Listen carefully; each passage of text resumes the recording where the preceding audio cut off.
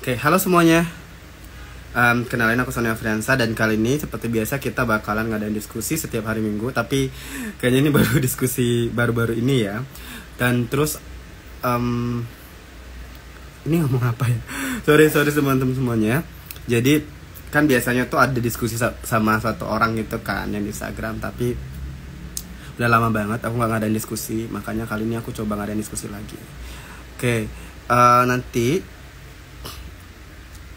aku bakalan ngundang satu orang, itu Kak Fitri ya. Dia itu jurusannya emang ngebahas tentang topik yang sebenarnya 3 bulan atau 4 bulan lalu kalau nggak salah ya, itu sedang viral, dimana topik yang dibahas itu tentang megatrust. Nah, megatrust ini apa? Megatrust itu kayak aku kurang tahu pasti yang seperti apa, tapi intinya itu adalah gempa dengan berkekuatan skala Richter yang ya banyak skala Richternya. Ngomong apa sebenarnya ini? Hai Ainur. Ntar aku ini dulu ya. Dan Kak Fitria ini salah satu temanku juga ketika kita berada di Malaysia di kegiatan YSF, Youth Sustainability Forum 2024. Dan dia waktu itu juga pernah mention untuk pembahasan skripsinya dia itu mengenai megatrust ini. Makanya aku tertarik banget buat ngebahas sebenarnya sejauh mana megatrust ini yang keyakinan masyarakat juga, dan sebenarnya apa sih megatrust itu sendiri gitu, dan apa yang harus kita lakukan kalau udah tahu adanya potensi eh, gempa dengan kekuatan skala Richter tersebut.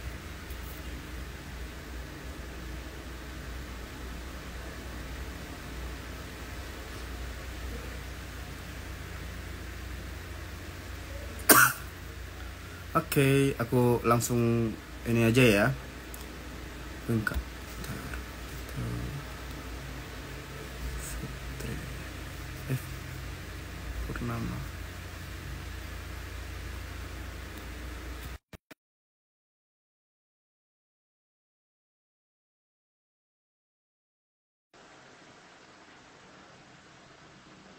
Bentar ya guys. Oke, buat teman-teman juga yang merasa pengen bahas sesuatu itu boleh banget, atau merasa kayak cocok nih bahasan ini itu untuk dibahas atau diangkat, tuh boleh banget gitu ya. Halo Kak, Oh, kedengaran suaranya dengan jelas ya. iya. Oke, tadi Suara aku kedengeran? udah.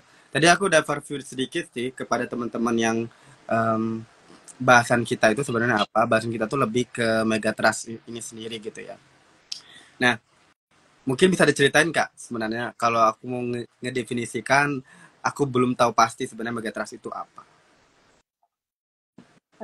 Megatrust tuh sebenarnya tuh zona subduksi, subduksi aktif yang ada di Indonesia gitu. Ini tuh zona subduksi itu lempeng pertemuan tektonik di antara beberapa lempeng. Mudahnya gitu ya, dia sesar aktif atau lempeng patahan yang aktif yang saling bertemu. Nah, terus ini tuh lempengnya ini nggak cuma ada dua juga. Lempengnya ada lempeng samudra sama lempeng benua gitu yang mempertemukan ini. Terus eh, karena kedua lempengan ini bertemu, jadi eh, memiliki potensi tegangan kontak antar lempeng gitu kan. Nah, bisa kan lempeng itu patahan tuh bisa ketemu, bisa tabrakan, dia turun ke bawah, bisa tabrakan, dia ke atas atau dia saling bersampingan gitu kan. Nah, untuk yang berdasarkan pengalaman penelitian yang aku lakuin, bukan aku ngelakuinnya di Selat Sunda, khususnya di daerah Lampung ya, di Kalianda gitu. Nah, gitu. Mega sendiri kan artinya besar. Terus untuk patahan sendiri artinya dorongan atau tekanan gitu. Nah, jadi untuk megatrust itu mudahnya teman-teman bisa artikan sebagai area di mana kedua lempeng bertemu dan menghasilkan medan tegangan atau kontak antar lempeng. Nah, jika tegangan ini dilepaskan, maka akan terjadi gempa bumi gitu. Nah, gempa bumi kebetulan jalur megatrust ini yang di eh, di laut kan, di bawah laut. Nah, biasanya kalau gempanya besar karena ini kan mega, itu dia bisa membangkitkan atau berpotensi terjadinya tsunami gitu. Oke. Berarti lebih kayak pertemuan antara lempeng gitu ya. Kemudian itu bisa menyebabkan tsunami ataupun gempa yang skala Richternya besar gitu ya. Nah, dalam kondisi kayak gini sekarang, tadi tuh sebenarnya mau ini juga perkenalan dulu ya kak ya. Cuman tadi intermezzo dulu sebenarnya yang kita bahas itu apa. Jadi yang kita bahas itu nanti teman-teman itu adalah megatrust. Nah itu tadi secara singkat megatrust itu apa. Nah kemudian dari Kak Fitria sendiri nih, boleh perkenalan diri nggak? Tadi sebenarnya aku udah perkenalkan Kak Fitria ya, bahwasanya kakak adalah temanku di YSF gitu. Tapi dari Kak sendiri boleh berceritain aja. Baik, teman-teman, ya aku izin memperkenalkan diri ya. Aku Fitria Purnasari. Kebetulan aku adalah temannya dari Mas Sony sendiri yang kita kemarin ketemu di acara YSF di Malaysia. Dan aku sendiri merupakan alumni dari Universitas Gadjah Mada, khususnya di jurusan Magister Ilmu Lingkungan. Untuk saat ini kegiatan aku bekerja sama di Yayasan Generasi Energi Bersih gitu, sama aku juga merupakan salah satu member di IASTEM, merupakan penyelenggara konferensi tentang pendidikan, dunia pendidikan gitu yang berskala internasional. Aku juga merupakan salah satu yacht delegasi untuk di Green Green Yacht Hub, saat ini menjadi Green Yacht Hub di Indonesia gitu, di ASEAN. Oke, segitu aja perkenalannya.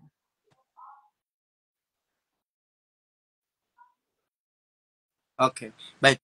Banyak sekali ya, banyak juga kegiatan-kegiatan yang udah Kak Purnama ikutin. Kak Purnama nggak? Kak Fitria ikut. Namanya kan Kak Fitria Bulan. Purnama ya. Jadi nanti kayak rumah makan. Oke, baik, Kak Fitria aja ya. Nah, ini kan udah Kak Fitria udah banyak banget nih ngemaparin tadi terkait dengan megatrustnya ya. Aku juga perkenalan diri dan sekarang konsernya di bagian mana. Saya rasa ini tepat nih bahasan kita untuk ngebahas tentang megatrust. Nah, dulu sebenarnya aku nggak terlalu konser dengan megatrust ini ya. Sampai suatu ketika tuh ada video nih yang lewat dari FYP aku, terus aku ngerasa kayak ini apa sih, kayak dari tadi malam ngomongin ini mulu, dan akhirnya coba ya udah deh, em, apa saya coba scrolling, saya coba tonton lagi, ini sebenarnya apa, ternyata terkejut gitu kan, bahwasanya ini rentetan gempa yang sepanjang sepanjang itu gitu. Nah, sebenarnya apakah megatrust ini forecast aja atau emang seperti spekulasi aja atau seperti apa sih Kak? Mungkin bisa dijelasin juga megatrust ini secara lingkup nasionalnya seperti apa? Sebenarnya Megatrust itu nama patahannya karena panjang gitu kan, sisa kata panjang. Nah, dia itu ada juga Megatrust itu panjang ya, dia tuh ke ada beberapa titik, kalau nggak salah ada 16 titik di Indonesia. Nah, salah satunya itu ada di Selat Sunda, ada juga di Mentawai, ada juga di Sulawesi atau NTB, itu juga ada. Nah, dia itu panjang, dia melingkar gitu. Aku nggak bisa contohin ya karena ini bukan di Zoom. Jadi dia sepanjang Pulau Sumatera itu dia dari ujung Sumatera sampai ke Selat Sunda itu dia nyambung gitu, panjang gitu kan.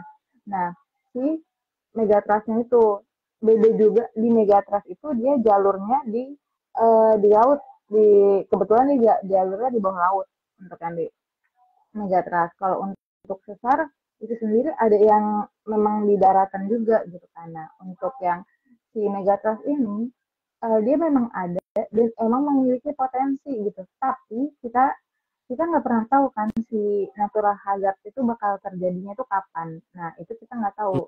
Nah, sebenarnya video-video FVP kemarin itu hari apa ya? 2 hari yang lalu, 3 hari yang lalu aku juga ikut sesi sharing discussion sama beberapa ahli gitu tentang gempa megatrust ini juga dibahas kemarin. Nah, sebenarnya tuh BMKG mengeluarkan itu tuh untuk himbauan gitu, untuk membuat apa ya, lebih kayak ke konten edukasi menurut aku untuk masyarakat, tapi beberapa itu dipelintir gitu. Jadi beda-beda gitu. Jadi kan masyarakat itu ada yang pasti panik karena waktu pertama kali itu booming sangat panik sampai di mana-mana trending gitu kan. Jadi Megatrust itu memang ada dan dia berpotensi dari yang aku teliti dan menurut Pusgen atau pusat tadi gempa nasional kita itu Megatrust yang di Selat Sunda yang karena kan aku ngerjainnya Selat Sunda ya kan. Mhm. Nah itu dia berpotensi memiliki kekuatan jika terjadi gempa bumi itu sebesar 8,9 magnitudo atau skala Richter gitu dan itu cukup besar gitu. Nah gempanya pun kan di bawah laut.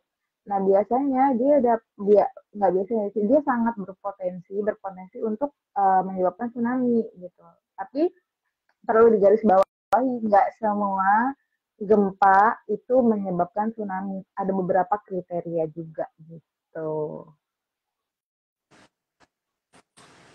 Oke, berarti ini karena sepanjang itu ya, misalnya dari Pulau Sumatera. Nah itu jadi rentetan-rentetan gempa jadinya karena mungkin satu aja ke influence yang lain, titik-titik yang lain gitu kan ya. Sebenarnya tuh kalau gempa itu enggak sih, dia tuh random aja terjadinya bisa di Lampung, habis Lampung sini gitu. Tapi sebenarnya mereka nggak punya berkesinambungan gitu enggak, sebenarnya enggak seperti gunung api. Kalau gunung api mungkin dia bisa membangkitkan yang satunya kalau misalnya satu jalur gitu. Kalau kalau si lempeng ini enggak, tapi perlu diketahui juga kalau lempeng itu kan bergerak kan, misalnya memang lagi si lempeng Indo Australia yang bergerak, ya berarti nanti bisa jadi yang si lempeng ini yang daerah sini yang masih bakal kena gitu. Jadi makanya seperti kelihatannya tuh, oh dia berontak gitu, karena kan dia gerakan setiap tahunnya. Gitu. Pergerakannya itu beda-beda, tergantung lempeng kalau nggak salah. Ada yang 7 sentimeter per tahun, ada juga yang 11 sentimeter per tahun gitu. Mhm.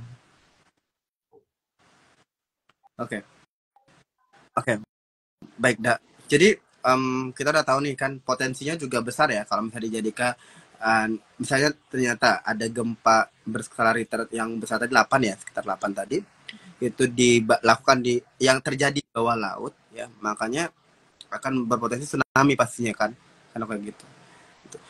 Emang sedahsyat boleh diceritakan kak mungkin spekulasi yang dari BMKG atau dari sumber-sumber yang terkait yang pernah kakak baca itu emang sedahsyat apa nanti kak yang akan terjadi di Megatrust itu sendiri dan kira-kira kalau kita bandingkan dengan 2004 ya yang tsunami di Aceh itu apakah lebih dari atau seperti apa? Hmm, kalau tsunami Aceh itu kan dia, aku sempat baca itu dia sangat dangkal ya ke si epicenternya. Epicenternya itu di bawah laut kalau nggak salah dia. Jadi gempa itu juga diklasifikasikan dulu, nih aku jelasin dulu. Jadi ada gempa dangkal, gempa sedang, sama gempa dalam gitu. Nah biasanya yang menyebabkan tsunami itu adalah gempa yang bersifat dangkal atau kedalamannya hanya sampai di 60 km gitu, nggak sampai di 60 km. Nah ini dia dapat memicu tsunami jika terjadinya itu di laut gitu kan.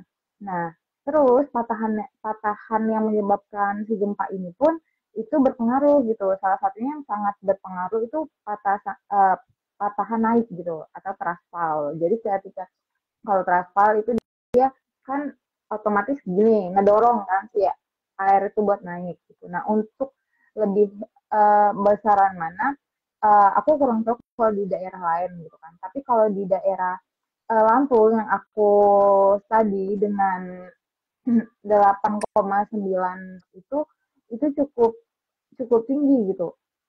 Terjadi ketinggian tsunami-nya yaitu sekitar 8 meter gitu. 8 meter dan itu dia untuk aku kan per kecamatan kemarin. Di kecamatan aku sendiri itu dia eh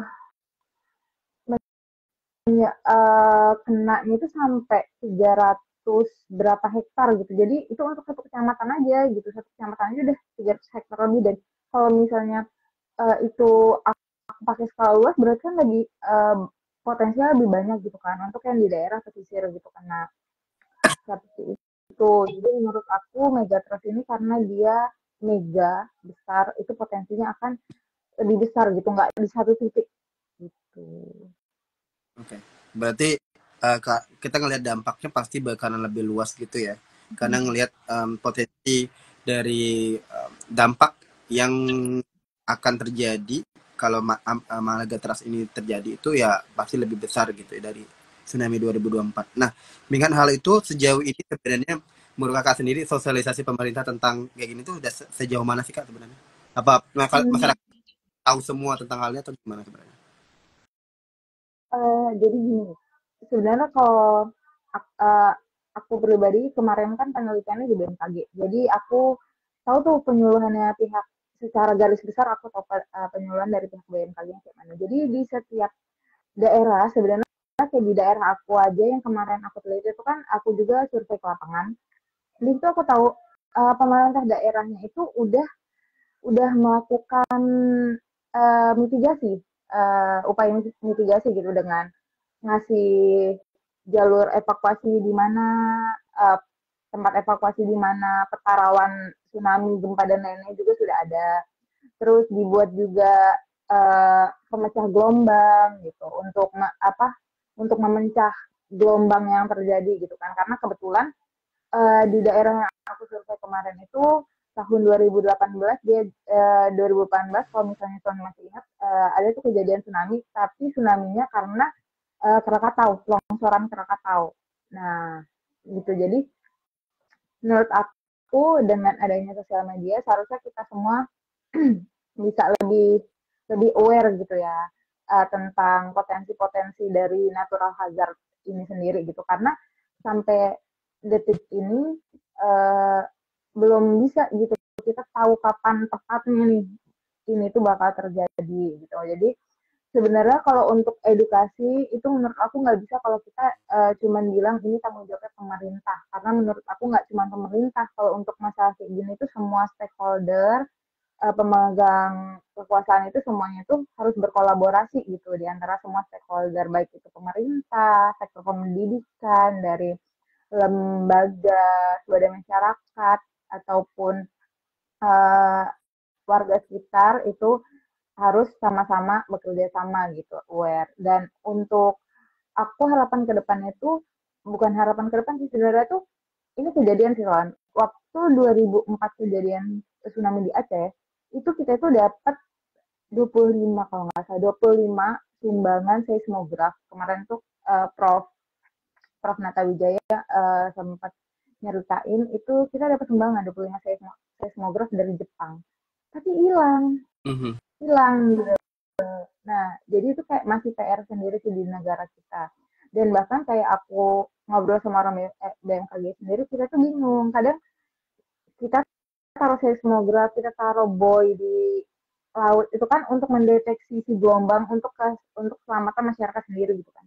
Tapi karena masih kita nggak bisa menyalahkan masyarakat kita yang masih awam gitu ya. Buoynya hilang, diambil oleh mereka dan dijual. Padahal itu lah salah satu alat yang buat mendeteksi adanya tsunami gitu. Jadi menurut aku kolaborasi sangat penting dan untuk aku apresiasi sama pihak BMKG, BNPB dan BPBD itu udah menurut aku udah mulai lebih lebih baik gitu sekarang dalam memberikan edukasi dan penyampaian ke masyarakat. Tapi kalau untuk setiap daerah kan beda-beda lagi ya, soalnya tergantung dari pemimpin daerahnya. Gitu. Baik, Kak, bentar ya. Kasih aku 2 atau 3 menitin soalnya ada yang sekolah aku harus dibawa bentar. Oke. Okay.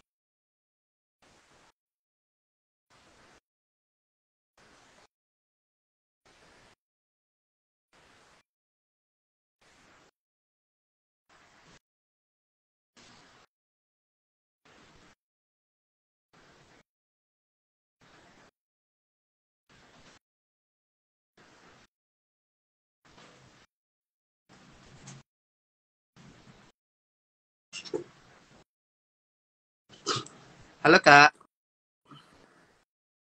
Halo, halo. Aduh, gini nggak bisa. Oke, sorry. Kita lanjut tadi ya. Berarti potensinya cukup besar juga dan sejauh ini ya saya setuju sih dengan statement sebelumnya kayak mitigasinya itu nanti seperti apa. Amit-amit misalnya terjadi gitu ya megatrust. Lalu kesiapan Indonesia buat hal itu tuh katanya tuh masih kurang kayak gitu. Nah, lalu sebenarnya megatrust ini nih ya kita ngelihat apakah ini sebenarnya pengalihan isu sesuatu atau tidak, kita juga kurang tahu itu. Apakah benar nanti ini megatrust ini sudah direncanakan oleh pemerintah untuk ada biaya penanggulannya nanti atau seperti apa dari kak, mungkin bisa ini nggak kak ceritain hal itu. Jadi, eh, menurut aku dalam suatu ada APBN. Nah, itu tuh pasti ada gitu, ada anggarannya. Cuma memang jujur aja ada tuh di Jepang tuh ada kan kalau kamu baca, eh, nggak tahu kamu udah baca belum. Bulan ini kalau nggak salah tuh rilis dari Kominfo kalau misalnya di Indonesia itu nanti bakal nyiarin kalau misalnya terjadi gempa beberapa menit kemudian itu bakal disiarin buat potensi tsunami atau enggak ke handphone masing-masing gitu ya, kalau nggak salah beritanya gitu. Terus banyak tuh yang komen, ya kalau kalau udah terjadi gempa percuma dong gitu. Di Jepang aja tuh udah apa namanya sebelum terjadi gempa kayak beberapa detik sebelum terjadi gempa, itu udah dapat notif terus mereka langsung bisa ngungsi gitu kan. Nah, untuk informasi kita aja emang benar gitu. Untuk dari segi segi teknologi itu Jepang jauh lebih maju daripada kita. Tapi perlu kita ingat juga di Indonesia juga lagi dikembangin gitu. Tapi kan itu nggak mudah gitu. Jepang negara maju dan memang dia juga udah lama gitu melakukan penelitian ini gitu. Pemerintah dan masyarakat udah aware dengan negara mereka yang memang sering beberapa kali terjadi tsunami dengan histori mereka yang sering terjadi tsunami, gempa bumi, dan natural hazard lainnya. Nah di Indonesia sendiri untuk melakukan penelitian itu nggak murah gitu. Bahkan aku sempat baca artikelnya gitu kayak BMKG pun dan beberapa instansi yang ikut kerjasama dalam mengembangkan si uh, teknologi terbaru ini, penelitian ini tuh masih cari support gitu loh, support dana juga gitu kan, karena emang anggaran kita kan terbatas gitu. Jadi untuk saat ini, kalau kemarin juga dibilang kalau misalnya mau secanggih apapun teknologi yang kita punya, itu tuh nggak akan bisa 100% akurat mendeteksi, oh benar nih bakal terjadi tsunami atau gempa bumi. Tapi kenapa di Jepang kemarin sempat viral, dia 10 detik bahkan kayak cuma 12 detik sebelum gempa itu dia langsung keluar dan benar aja ada itu gempa bumi gitu kan. Karena mereka udah mengembangkan sistem jadi gelombang itu kan ada gelombang P dan S kan.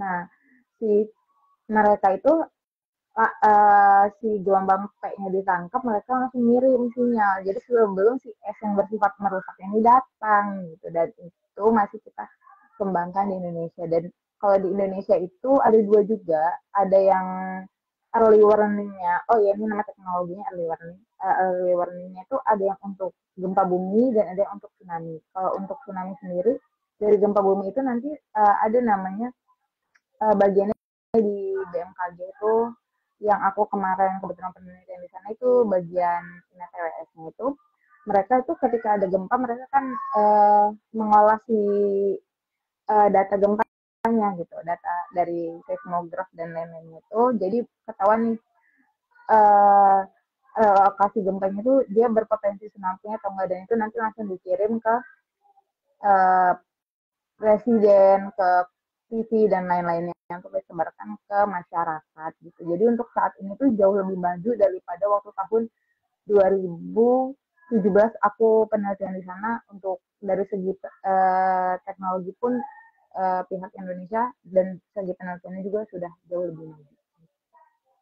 Berarti sejauh Dan ini kalau berarti ya sejauh ini kan, kesiapan Indonesia buat itu ya, tapi melalui penelitian dan juga apa awareness kepada masyarakat ditingkatkan terkait dengan megatrust ini sendiri. Lalu sebelum ini kan kita bicara potensi gempa sebelum itu ya. Em, Sejauh ini nih, apa yang harus kita lakukan sebenarnya ya? Ya, karena kan ini kan bencana kita nggak tahu kapan terjadi. Apa yang sebenarnya harus kita lakukan sebelum hal itu terjadi? Jadi sebenarnya sebelum yang kita lakukan ini juga tuh berhubungan sih. Kalau di Jepang, salah satu negara masuk aku yang kayak banyak dibandingkan di Indonesia karena dalam peristiwa bencana alam itu Jepang ya. Kita banyak belajar dari Jepang. Kalau di Jepang itu mereka benar-benar udah buat peta peta rawan tsunami, peta rawan gempa dan lain-lainnya gitu kan gitu. Bentar ya aku bilang.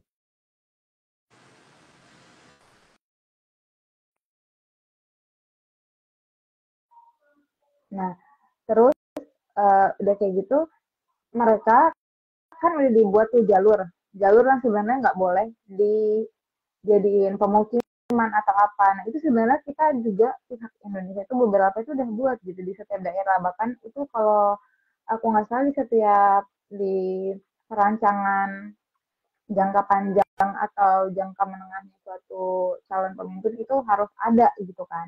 Nggak boleh di situ karena apa? Karena misalnya ketika nanti gempa terjadi dan dia punya rumah di jalur gempa, otomatis bakal kena dampaknya gitu kan. Nah di Jepang juga udah ngebuat tuh rumah tahan gempa, bangunannya harus gimana, arsiteknya gimana, dan itu masih banyak yang belum diterapkan di Indonesia. Bahkan untuk di aku survei kemarin yang di daerahku sendiri itu udah pernah terjadi tsunami gitu kan, dan udah ditulis juga di situ daerah peta peta ini rawan bencana juga, tapi ya tetap aja gitu masyarakatnya buat lagi rumah di situ gitu kan. Jadi kalau untuk mitigasinya sebenarnya udah banyak yang disampaikan dari pihak terkait gitu ya, instansi-instansi dan ahli-ahli yang lebih paham. Salah satunya ada namanya tas kesiapsiagaan bencana, di mana itu di situ isinya surat-surat penting, air minum, senter, atau obat-obatan kita, bahkan barang-barang berharga dan lainnya itu ditaruh di satu tas. Jadi ketika kita dapat aware kalau misalnya terjadi gempa bumi, kita pergi tuh cukup bawa satu tas itu, pergi langsung ke tempat evakuasi yang aman gitu kan. Terus apalagi yang perlu disiapkan ya itu tadi kesadaran dari masyarakat juga itu diperlukan gitu loh, untuk ketika dibilang jangan gitu, jangan di sini gitu kan. Tapi ya nggak bisa nyalain masyarakat juga ya, karena kan kadang kayak yang aku belajar dari kemana aku survei, bu kenapa bu gitu, kayak dia masih jualan di situ kan, masih bertempat di situ, ya gimana mbak saya cari uangnya di sini, nggak bisa gitu. Itu juga jadi PR buat pemerintah kita juga sih. Nah jadi mitigasinya itu banyak. Salah satunya kita harus tahu nih di mana, kita harus tahu dulu kita ini tinggal di daerah mana, tempat kita ini berpotensi apa, rawan bencana apa, kita juga harus tahu gitu kan. Nah, terus udah ada peta-peta, dan ini untuk yang peta rawan bencana, peta gempa bumi dan lainnya itu lebih ke tanggung jawab dari instansi terkait untuk membuat itu kan. Nah, terus mitigasinya juga yaitu kolaborasi antar stakeholder untuk lebih lebih mengedukasi, khususnya untuk warga-warga yang berpotensi gitu, daerahnya berpotensi. Terus pas siaga bencana itu juga menurut aku sangat penting gitu. Jadi untuk jadi agen perubahan ya diri kita sendiri juga gitu. Oke, baik. Udah cukup sih Kak sejauh ini. Udah cukup dapat gambaran dan tentang Megatrust ini ya. Wah, sumpah diskusinya ini keren banget. Tapi kalau ditampilkan ada layar-layarnya kayak ada gambar-gambarnya pasti lebih seru lagi nih kayaknya ya kan. Boleh titik-titik Iya, ini harus kayak kita Zoom ya. kayaknya harus bikin kemarin tuh soalnya nggak ini ya, saya nggak ngikutin yang Zoom itu ya. Terlalu paham dan spesifik juga sih. Jadi itu intinya PR pemerintah, PR kita semua adalah kita harus mengetahui megatrust ini. Kemudian kita tahu juga harus tahu nih kayak dampak dari megatrust ini tuh sebesar apa, lingkupnya seperti apa gitu ya, dan harus tahu mitigasinya nanti seperti apa gitu kan. Nah, Dan pertanyaan yang terakhir. pasti Mhm. jangan panik. Oh ya jangan.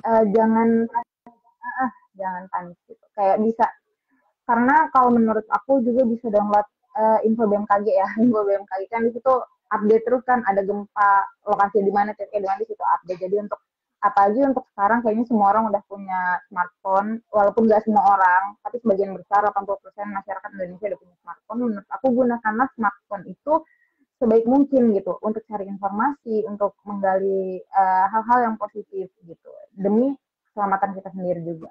Gitu. Yes, setuju banget sih. Sekarang kan bisa download aplikasi BMKG yang bisa menyediakan informasi yang banyak nih terkait dengan gempa-gempa ataupun pusat apa kayak semacam studi bio apa namanya itu Studi biologi dan ya kayak gitu-gitu. Jadi mudah sebenarnya kalau kita mau mencari informasi hal tersebut. Dan pertanyaan terakhirnya tadi adalah udah tahu kan impact, solusi dan sebagainya dari pemerintah juga udah ada kayak gitu kan. Nah, pasca pasca setelah megatrust itu, apakah mohon maaf saya bisa bilang apakah Indonesia benar-benar really kayak hancur gitu kayak banyak kan gempa-gempa semua tuh tsunami sebagainya. Apakah ada juga potensi yang Jawa itu bakalan tenggelam atau pandangan kakak seperti apa sih dengan hal seperti itu? ya pertanyaan bagus. Uh, Megatrust itu kan titiknya banyak. Jadi belum tentu dia terjadi satu besoknya satunya terjadi belum tentu. Bisa jadi terjadi kayak waktu di Aceh kemarin, Indian Ocean kan itu tsunami Indian Ocean sampai 283.000 orang meninggal gitu. Nah, menurut aku apakah Jakarta bisa jauh bisa tenggelam atau enggak itu kita nggak bisa prediksi lebih jauh. Kalau potensi, ya aku bilang tadi, dengan potensi besar itu bisa berpotensi jauh gitu kan, menyebabkan hal yang berdampak besar gitu untuk daerah yang terjadi. Untuk masalah dia tenggelam atau enggak, itu di luar luar kendali prediksi aku gitu ya. Tapi kalau misalnya melihat dari yang uh, Sumatera aja, yang Lampung aja untuk satu kecamatan aja bisa sampai 300 berapa hektar gitu kan. Itu bakal menurut aku bakal menjadi dampak yang sangat besar. Kenapa sekarang pemerintah dan lain-lainnya itu mencanangkan banget untuk edukasi tentang megatrust, isu megatrust ini dan lainnya. Itu tadi menurut aku untuk masyarakat sadar gitu. Dan untuk mitigasi sebenarnya untuk di pantai-pantai sendiri bisa dengan nanam mangrove ya. Mangrove mangrove itu juga penting selain untuk climate climate change kita lapisan ozon itu juga bagus banget untuk memecah gelombang gitu kan tingginya dari si tsunami itu sendiri gitu. Jadi kalau untuk kedepannya, menurut aku kita sama-sama belajar apa aja nih yang bisa mengurangi resiko kita terkena dampak dari tsunami itu sendiri gitu. Itu penting banget.